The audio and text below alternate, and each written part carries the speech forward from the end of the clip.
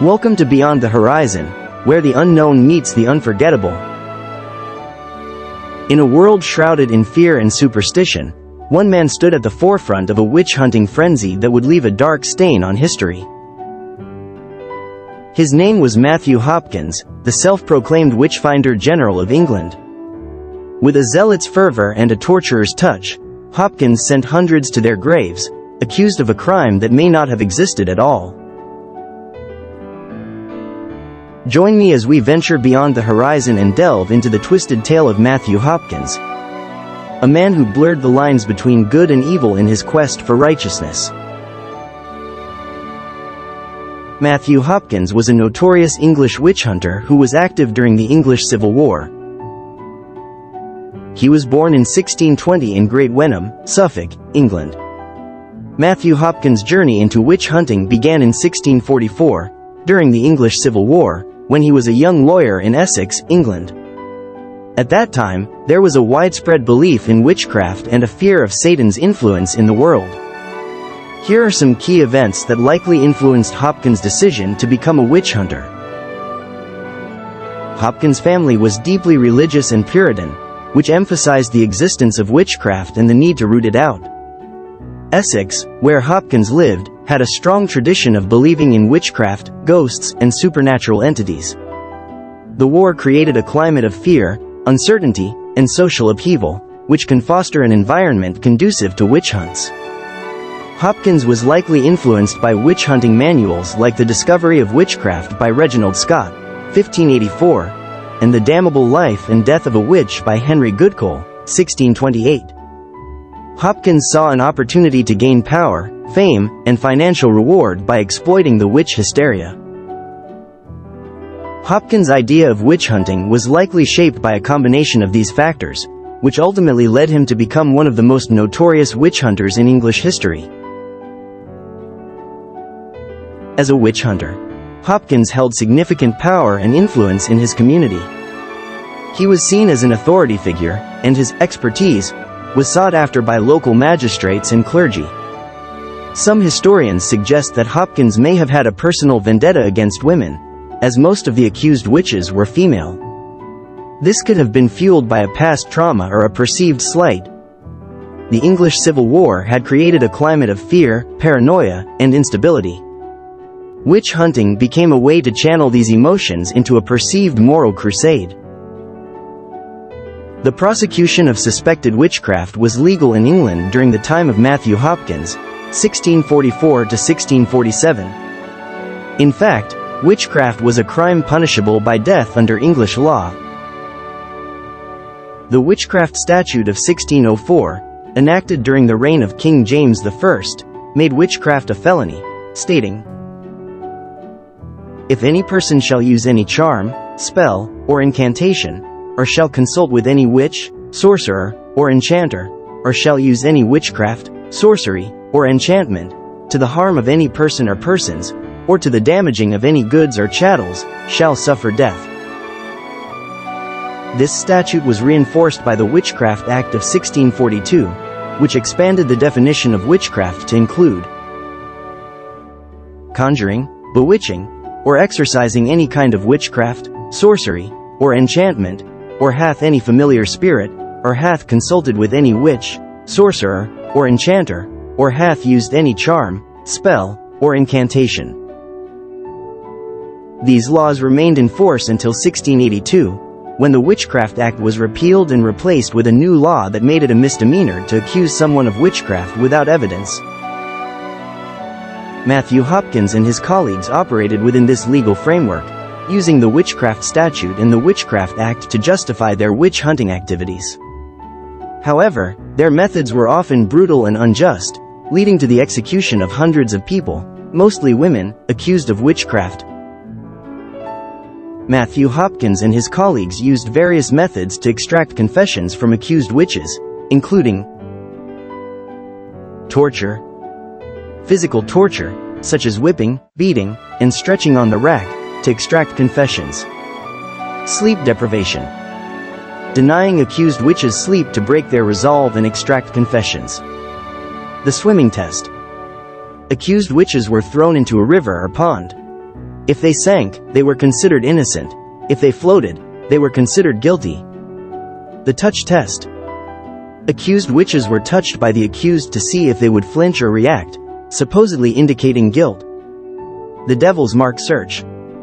Searching for physical marks or blemishes on the accused's body, believed to be signs of a pact with the devil. Coercive questioning. Using leading questions, threats, and intimidation to extract confessions. False promises. Promising leniency or pardon in exchange for confessions. These methods were designed to break the accused's resolve and extract false confessions. Once a confession was obtained, it was often used as evidence to convict others. Hopkins and his colleagues believed they were doing God's work, but their methods were brutal, unjust, and contrary to modern notions of human rights and due process. Hopkins' self-proclaimed title, Witchfinder General, was not an official appointment by Parliament or the King. However, he did claim to have been officially commissioned to uncover and prosecute witches. He wrote a book called The Discovery of Witches in 1647, which outlined his methods for detecting witches. Matthew Hopkins, the Witchfinder General, faced a tragic end to his life. He died of tuberculosis on August 12, 1647, at the age of 27, in Manningtree, Essex, England. His death was likely hastened by his obsessive pursuit of witches and his brutal methods, which ultimately led to his own downfall. Here are some points that highlight the tragic moments in his life. Tuberculosis and decline. Hopkins' health began to decline rapidly due to tuberculosis, a disease that was prevalent at the time.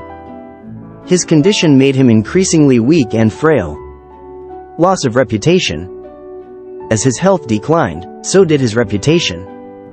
Many began to question his methods and motives, and his credibility as a witch hunter started to erode. Abandonment by allies. Even his close associate, John Stern, distanced himself from Hopkins as his reputation began to falter. Death at a young age. Hopkins died at the age of 27, a relatively young age, which was likely accelerated by his poor health and the stresses of his witch-hunting activities.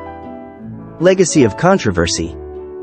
Hopkins' legacy is still controversial, with many viewing him as a ruthless and brutal figure responsible for the deaths of hundreds of innocent people, mostly women, accused of witchcraft. Hopkins was buried a few hours after his death in the graveyard of the Church of St. Mary at Mistley Heath. A legend grew up around the circumstances of Hopkins's death, according to which he was subjected to his own swimming test and executed as a witch, but the parish registry at Mistley confirms his burial there. Matthew Hopkins' legacy is complex and controversial. While he is infamous for his role in the witch hunts and executions, his impact on history and popular culture is significant. Literature. Hopkins inspired characters in literature, such as the Witchfinder in Shakespeare's Macbeth, and the villainous witch hunter in Arthur Miller's The Crucible. Film and TV. He has been portrayed in numerous films, TV shows, and documentaries, including The Witchfinder General, 1968, The Devils, 1971, and The Salem Witch Trials, 2002. Music. Hopkins has inspired musicians like Black Sabbath, who wrote the song Witchfinder General, 1970, and heavy metal bands like Witchfinder General and Salem. Folklore and mythology. His exploits have become part of English folklore, symbolizing the dangers of hysteria, false accusations, and the abuse of power. Historical studies. Hopkins' activities have been extensively researched by historians, providing valuable insights into the social, political, and religious context of 17th century England. Cultural cautionary tale. His story serves as a warning against mass hysteria, false accusations, and the dangers of unchecked power and zealotry. While Matthew Hopkins' actions were reprehensible, his legacy has inspired a wide range of creative works, historical studies, and cultural reflections, serving as a reminder of the importance of critical thinking, due process, and human rights. And so, the dark chapter of Matthew Hopkins' reign of terror comes to a close. A cautionary tale of how fear, superstition, and the abuse of power can lead down a dangerous path. The Witchfinder General may have met his own demise, but the impact of his actions continues to haunt us to this day. As we gaze beyond the horizon, we're reminded that the past is always present, waiting to teach us valuable lessons. Let us not forget the victims of Hopkins' wrath and the importance of critical thinking in the face of hysteria. Thank you for joining me on this journey into the shadows. If you'd like to support our channel and explore more stories beyond the horizon, please like, subscribe, and hit the notification bell.